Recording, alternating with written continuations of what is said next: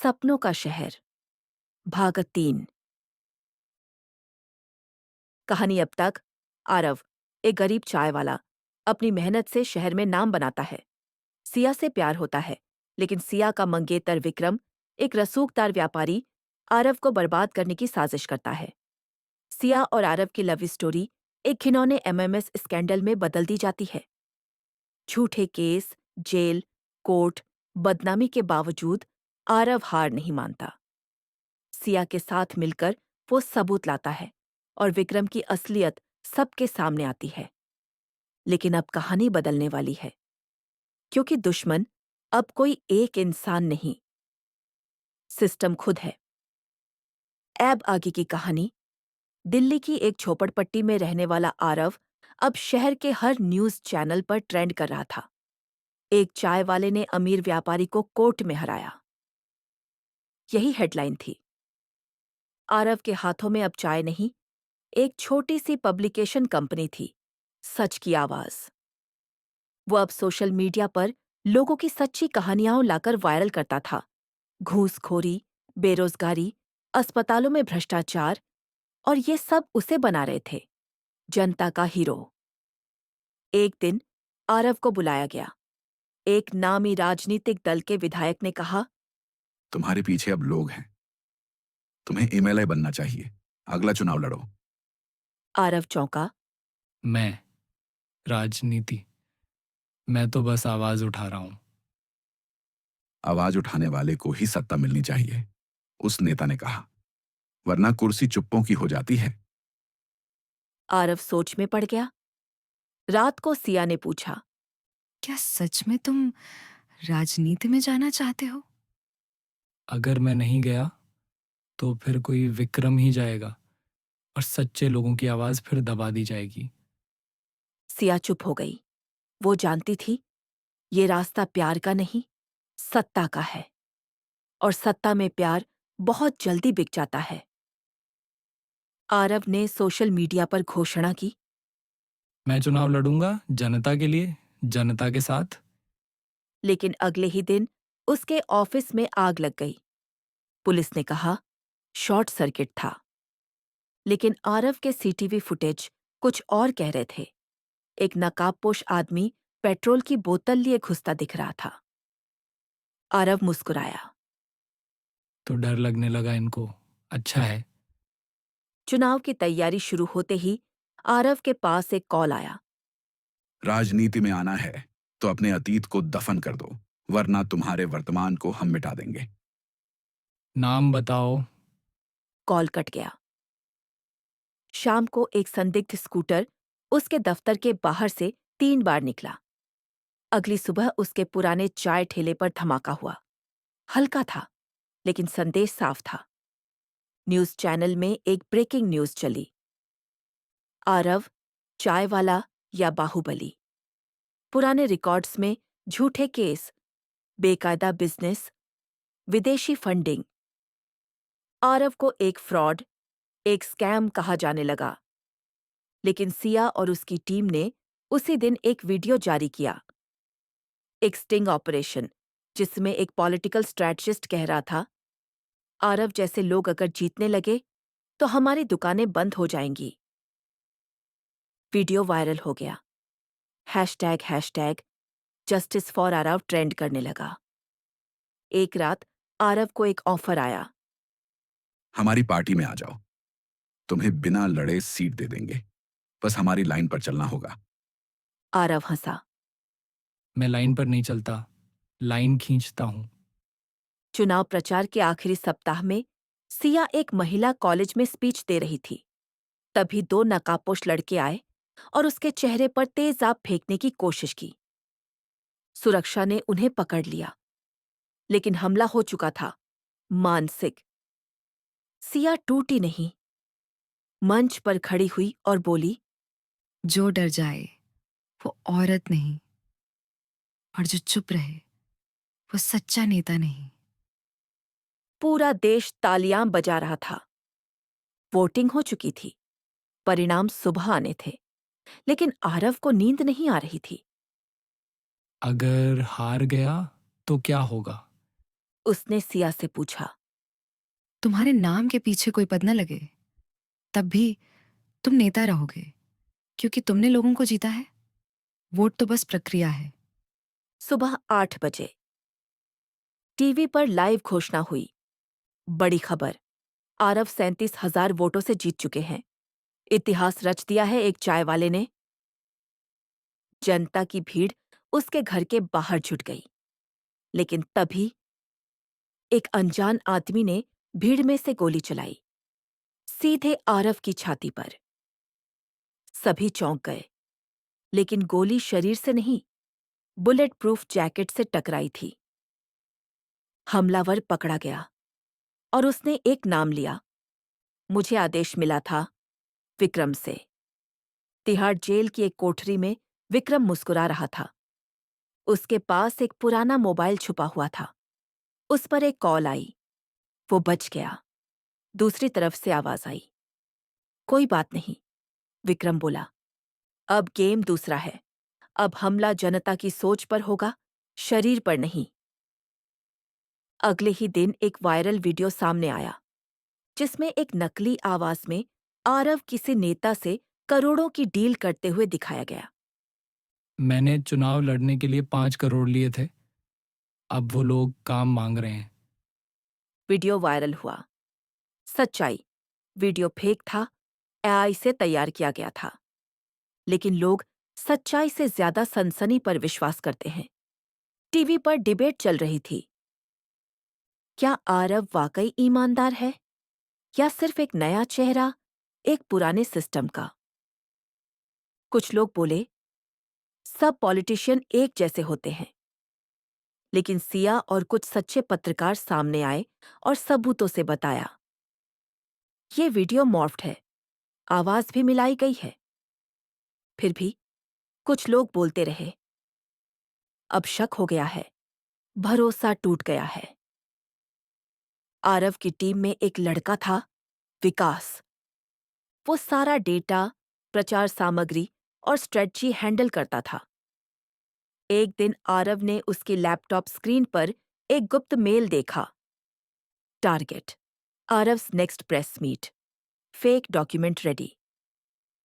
आरव समझ गया, गद्दारी हमेशा अपने लोगों से शुरू होती है। विकास को हटा दिया गया, लेकिन जो नुकसान होना था वो हो चुका था। उसने फेक डॉक्यूमेंट्स लीक कर दिए थे। सिया बोली, आरव, हमें अब सिर्फ रिएक्टिव नहीं, प्रोक्टिव होना होगा। हम दूसरों के अटैक का इंतजार नहीं कर सकते। उन्होंने मिलकर एक एक्सपोजे सीरीज शुरू की, सत्ता के सौदागर। एक वीडियो सीरीज जिसमें दिल्ली की राजनीति की अंदरूनी फाइलें और ऑडियो लीक सामने लाई गईं। पहली वीडियो में एक मंत्री किसी कॉन्ट्रैक्टर से 10 करोड़ घूस मांग रहा था। जनता में आग लग गई। एक बुजुर्ग नेता, गोपाल अग्रवाल, जो पहले आरव का समर्थन कर रहे थे, अचानक सामने आए और बोले, मैंने आरव को समर्थन दिया था, लेकिन अब लगता है हम सब धोखा खा गए। उन्होंने पुराने कागजात दिखाए। आरव के पिता कभी विक्रम के साथ बिजनेस में पार्टनर थे। तो क्या आरव उसी भ्रष्ट जड़ से निकला है? मीडिया ने पूछा। सच ये था कि आरव के पिता को विक्रम ने धोखा देकर बर्बाद किया था, लेकिन ये जानकारी किसी को नहीं दी गई थी। सच्चाई की कमी अफवाहों का हथियार बन गई। अब बात दिल्ली तक पहुंच गई। एक केंद्रीय मंत्री पर घूस के आरोप लगे, जिसकी लीक आरव की टीम ने की थी। अब उसी मंत्री ने सीबीआई को कह दिया, जांच करो, कहीं ये सारे लीक आरव ने फर्जी तरीके से तो नहीं किए। आरव के घर और ऑफिस पर रेड पड़ी। डॉक्यूमेंट्स, लैपटॉप, मोबाइल सब सीज कर दिए गए। आरव को कहा गया, तुम्हें पूछताछ के लिए दिल्ली बुलाया गया है। सिया अपने ऑफिस में बैठी थी। आंखों में आंसू थे। क्या हमने गलती की? क्या सिस्टम से लड़ना बेवकूफी थी? उसकी मां बोली, अगर गांधी हार मान लेते तो आज तुम ये सवाल नहीं पूछ पाती। लड़ाई बड़ी है, तुम थकी हो, हारी नहीं। सिया ने आंसू पोंछे और कैमरा ऑन किया। दोस्तों, कल सीबीआई मेरे मंगेतर से पूछताछ करेगी, लेकिन हम डरेंगे नहीं। हम साबित करेंगे कि सच अभी भी जिंदा है। वीडियो 10 लाख बार शेयर हुआ। जब सीबीआई रेड चल रही थी, बाहर 5,000 लोग जमा हो गए। हम आरव के साथ हैं। हम चाय से निकले हैं, लेकिन हम सत्ता को झुका सकते हैं। एक बुजुर्ग महिला आई और बोली, ये लड़का मेरे बेटे जैसा है। मैं इसकी मां की तरह खड़ी हूं। जिस दिन इसे कुछ हुआ, हम सड़कें बंद कर देंगे। सीबीआई के ऑफिस में पूछताछ हो रही थी। आरव शांत था। एक अफसर ने कहा, तुम्हें समझ में नहीं आ रहा। तुम अकेले हो। आरव मुस्कुराया। मैं अकेला नहीं हूँ, देश मेरे साथ है। उसने अपने पास का कागज निकाला, एक आरटीआई एप्लीकेशन जिसमें 17 सरकारी प्रोजेक्ट्स में घोटाले का जिक्र था। अगर आप सच में न्याय चाहते हैं तो पहले इन पर एक्शन लीजिए, फिर मुझसे सवाल कीजिए। अफसर चुप हो गया। आरव को सीबीआई ने छोड़ा, लेकिन अब वो कुछ और बड़ा करने की सोच रहा था। सिया बोली, हम अगर अब भी रक्षात्मक रहेंगे तो फिर कभी उभर नहीं पाएंगे। हमें अब उनकी जड़ों पर वार करना होगा।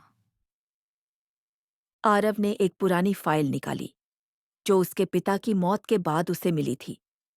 उसमें कई लोन डॉक्यूमेंट्स, ट्रांजैक्शन रजिस्टर और एक ब्लैक डायरी थी, जिसमें दर्ज थे विक्रम और कई नेताओं के गुप्त लेन देन।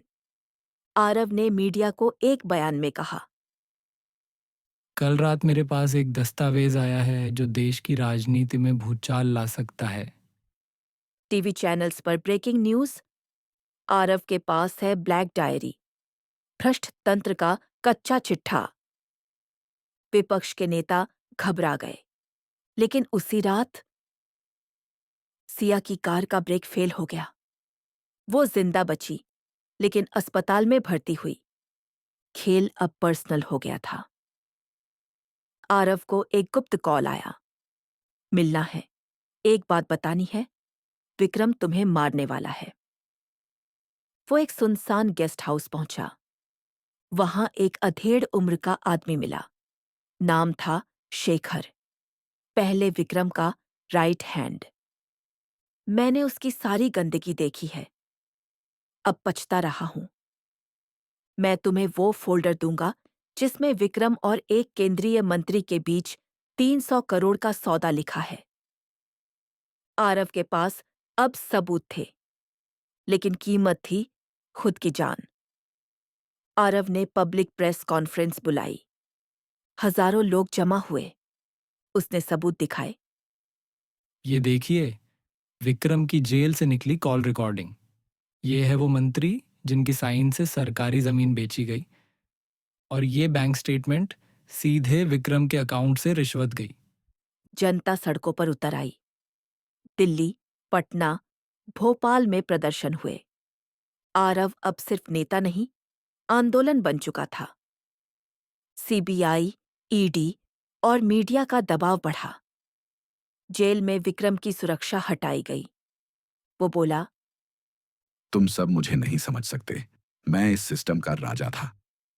लेकिन अब राजा कैद में था और राज्य जाग चुका था।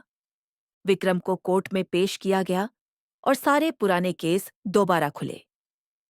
चुनाव आए।